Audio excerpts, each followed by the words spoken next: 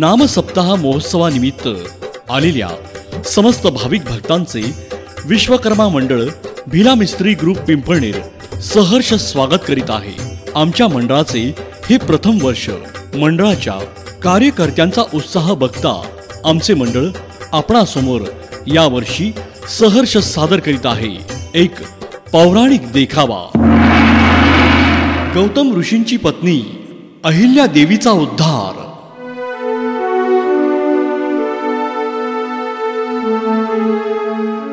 अत्यंत सुंदर, पतिव्रता आणि धर्मनिष्ठ अशी अहिल्या गौतम ऋषींच्या आश्रमात पतीची सेवा करत होती। पण इंद्राच्या मनात वासनांची आग पेटली। चंद्राच्या प्रलोभनामुळे इंद्राने मोहाचा मार्ग धरला आणि पुढे काय झालं ते या देखाव्यात आपण पाहणार आहोत।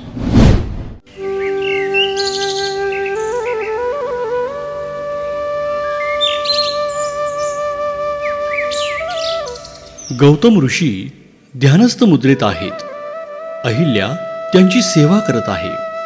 चंद्र आणि इंद्र प्रवेश करतात, बाजूला उभे राहतात आणि चंद्र हळू आवाजात इंद्राला काहीतरी सांगत असतो। पाहिलं का इंद्रा, किती अद्वितीय सौंदर्य आहे अहिल्याचं। तिच्या पवित्रतेमुळे देव सुद्धा तिची स्तुती करतात। पण तुला नकोसं वाटत नाही का? इतक्या सौंदर्याला केवळ एक ऋषीचा आश्रम मिळालाय। चंद्राचं म्हणणं ऐकताच इंद्र मोहाने म्हणू लागतो, खरंच चंद्रा, तुझं म्हणणं खरं आहे। मी देवराज असताना हे अद्वितीय सौंदर्य माझ्या अधीन यायला नको का? खरंय, तू देवराज आहेस, तुझ्यासाठी काहीही अशक्य नाही। गौतम ऋषी सकाळी स्नानाला गेल्यावर तू त्यांचं रूप घेऊन आत ये, अहिल्या तुला नाकारू शकणार नाही। इंद्र मोहाच्या नजरेनं होकार देतो, प्रकाश मंदावतो। गौतम ऋषी आश्रमातून निघून जातात।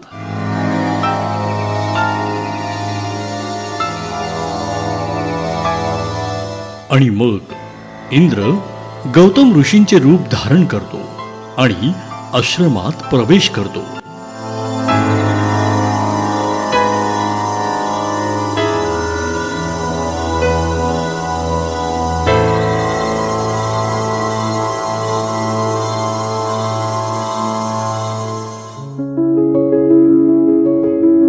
आणि अहिल्याच म्हणतो, अहिल्ये, मी स्नान करून आलोय, आज मला तुझ्या सहवासाची गरज आहे।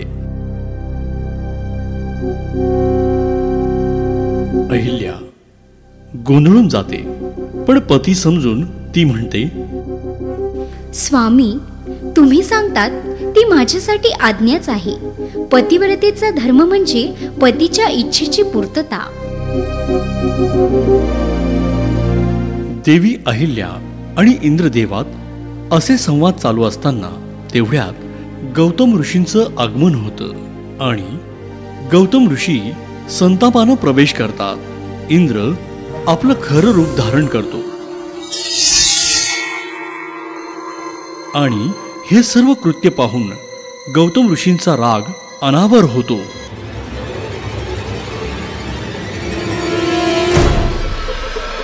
अहिल्ये, हे काय पाप केलंस? मी आश्रम सोडला आणि तू दुसऱ्याच्या मोहात अडकलीस। माझ्या नजरेत तू दोषी आहेस अहिल्या, दोषी आहेस।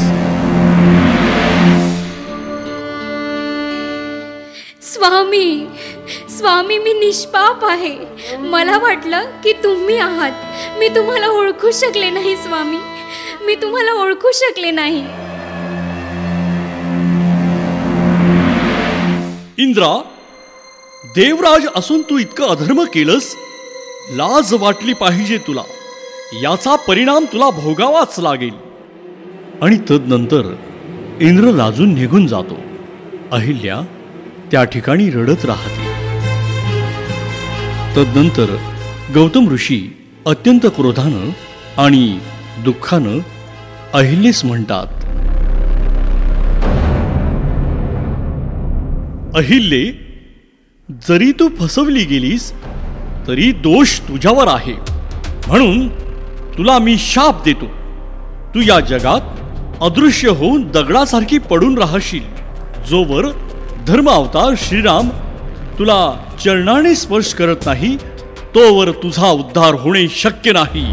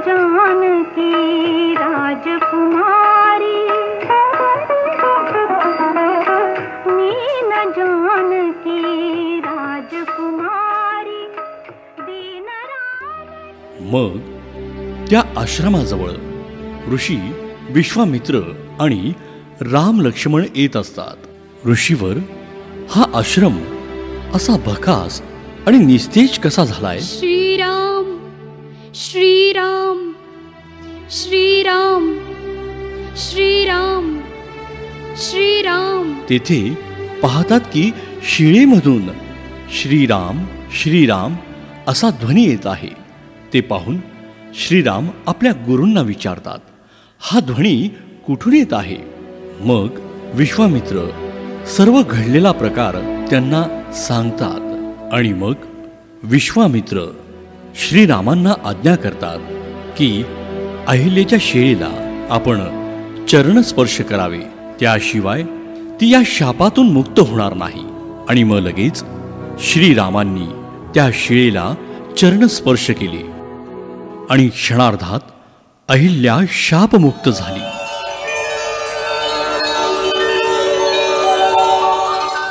स्वामी स्वामी, मी मुक्त झाले. प्रभू श्रीरामांच्या चरण स्पर्शाने माझा उद्धार झाला. आणि मग गौतम ऋषी मृदुस्वरात अहिल्यास म्हणतात, अहिल्ये, तू निष्पाप होतीस. आज तुझं तेज पुन्हा उजळलं आहे. प्रभू श्रीरामांना वंदन करूया. आणि अशा प्रकारे अहिल्याचा उद्धार झाला. अहिल्याचा उद्धार ही कथा आपल्याला शिकवते, मोह हा नाशाला नेतो, पण श्रद्धा आणि धर्म हेच उद्धाराचे साधन आहे. बोलो सियावर रामचंद्र की जय. खंडोजी महाराज की जय.